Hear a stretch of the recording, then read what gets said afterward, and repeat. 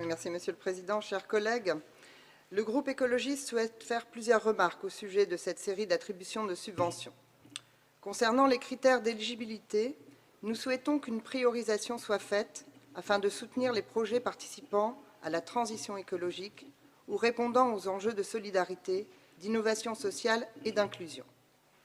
Nous regrettons l'absence d'indicateurs d'évaluation environnementale et l'absence, dans les critères d'éligibilité de l'appel à projet ADVB, d'une recherche de cohérence et de mutualisation au niveau intercommunal des projets financés, qui serait pourtant gage d'une gestion budgétaire responsable et sobre.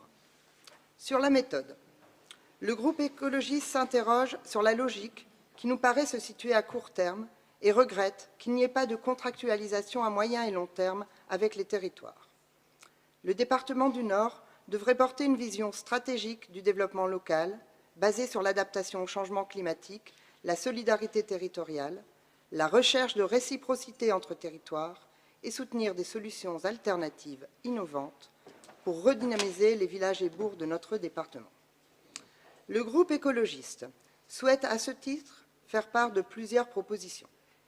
Le département du Nord pourrait agir en cohérence avec les programmes nationaux Action Cœur de Ville et Petites Villes de demain.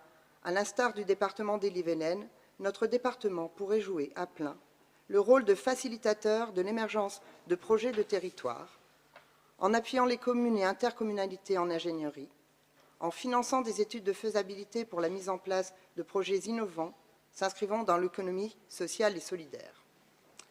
Le département du Nord pourrait également participer à la mise en place d'une foncière solidaire aux côtés des intercommunalités de la région Hauts-de-France, consacrée à la revitalisation des petites villes et des villages dans les territoires ruraux, à l'image de la coopérative Village Vivant, ou comme le préconise le récent rapport de l'association France Tiers-Lieux.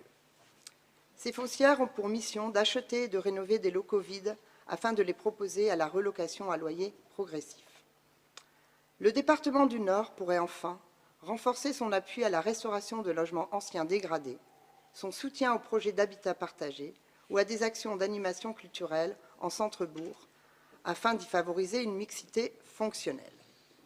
Si plusieurs projets, de nombreux projets, nous semblent participer pleinement à la redynamisation des villages et bourgs, voire s'inscrire en cohérence avec la transition écologique, nous ne soutenons ni la méthode de ces appels à projets et appels à manifestation d'intérêt, ni le financement de certains projets.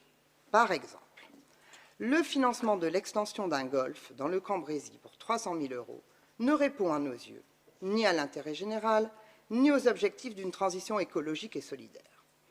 Le financement d'installations de vidéosurveillance, que vous rebaptisez vidéoprotection, ne nous apparaît pas non plus pertinent au regard de son efficacité contestable et des besoins existants par ailleurs. Financer pour 1,5 million d'euros une patinoire dans le Douaisis ne nous apparaît ni prioritaire, ni pertinent au regard de l'impératif environnemental. C'est pourquoi nous nous abstiendrons donc sur l'ensemble de cette délibération et nous ferons parvenir au service des assemblées la liste des projets sur lesquels le groupe écologiste se positionne contre. Merci beaucoup.